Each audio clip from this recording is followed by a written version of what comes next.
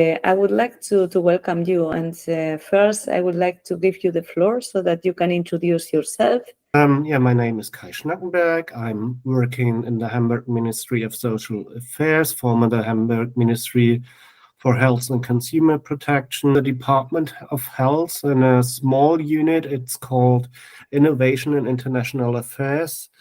I'm the vice head of this unit, and we try to connect with European innovators, with European projects, or for example, the Cost Action Net for Health, and we have own funding schemes. We are for the Hamburg ERDF and the healthcare sector, the unit to test the ERDF money, and we try to get small innovation inputs in the Hamburg health scene as well to innovators in our ministry, and to have the small inputs to get a little bit better and to connect with innovators and to learn from each other. You are combining different type of innovations, like social innovation, business-driven innovation, all this idea of competitiveness in regional ecosystems, but also technology innovation. How it come, Kai, that you got interested in these connections, and also in a ministry getting connected to other innovators in Europe, as you were saying? So when I started in 2012, it was shortly before the starting of the first ERDF project managed by our ministry. And this ERDF project was about to enable to stay as long as possible in your own living environments. Because we have this aging society, and it's very, very expensive for the public bodies if you pay for the elderly care, and it's much more cheaper if the people can stay in their living environment, but it's as well that the people want it. It's what everybody likes to have. And to enable this, we had an ERDF project that brought together the elderly care, the university, IT, AAA technology companies, and nursing sector. And it was a learning process that, okay, the IT driven has this thinking, and the nurse and social driven has the other thinking. And it was a starting point. Okay, we need to start understand each other. And I think that was a huge lesson learned, and we based a lot on it, and we tried to get together people from different worlds, I would say. Like, if you live in this one world, it's sometimes very difficult to understand the others. And we entered with this project, the European Innovation Partnership for Active and Healthy Aging, and it was really a starting point for us as well. You think that the limitations, the bigger limitations that you find, and also the possibilities to the future? At the moment, a little bit risky for startups is that the same idea develops at 10 different places in Europe at the same time. So everybody's working now on AI in this and that context, and you will have one who will be then the champion and the others will fail. Yeah, lots of things to do. So more projects or more interstate initiatives, because I think this is very large issue that is connected to the European paradox of innovation. We are trying to connect the dots. What do you think are the possibilities and the positive things that we have to bring out of all the efforts?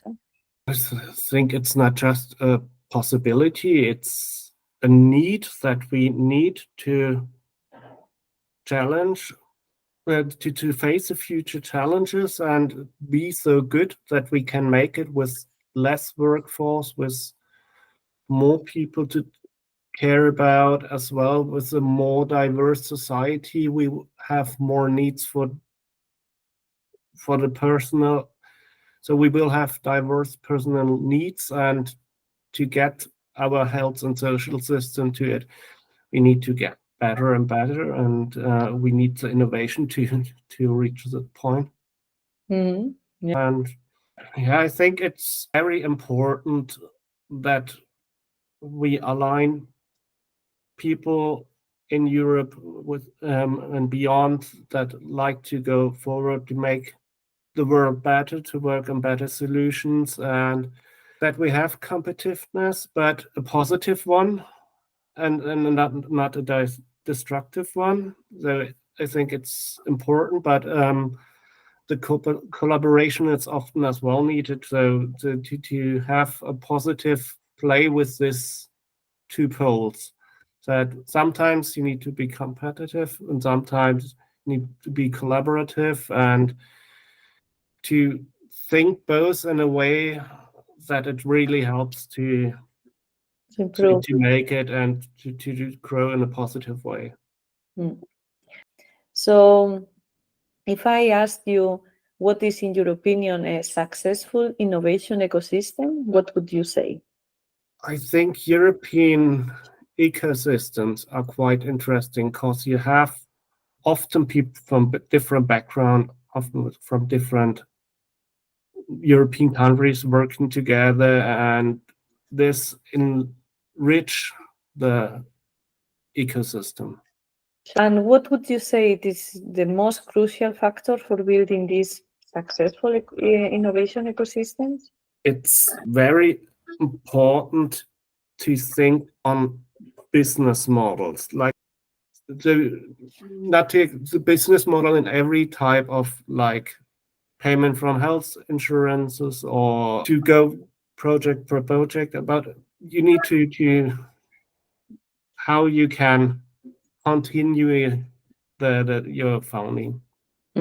And from your Helix point of view, from the public body, how can you generate benefits win-win to other helices? I think it's very important to know what the other helixes are doing. So what we are doing as public body, we trying to support the political decision makers, and we need to have information about research of what's going on in the economics to have good political decisions. So we need this information to support our decision makers to make the right decisions. So Okay, so you are one enabler. What do you think is the potential of social-driven innovation ecosystems, and what would you like to achieve? yeah, the goal should be to have a better society, that you really have economic ideas that will survive, that makes the life of the people better. I could imagine, and I could think of people saying this is not realistic, it's utopian. Do you think we can achieve this? Though there are things working in a good way, but it depends as well at the end of the day of the consumers, of the how everybody of us spends the money. So if we spend our money for the good companies, then good companies will survive and will bring solutions that fit to us. And if we spend money to companies that are not so good in the behavior in the world, we will have results that we see in these days. No. Okay, this is a beautiful way to finish our conversation, Kai, because this is really linked with our vision of the triple transition and the idea of Eoh-for-Good, the leading systemic transformations for the common good.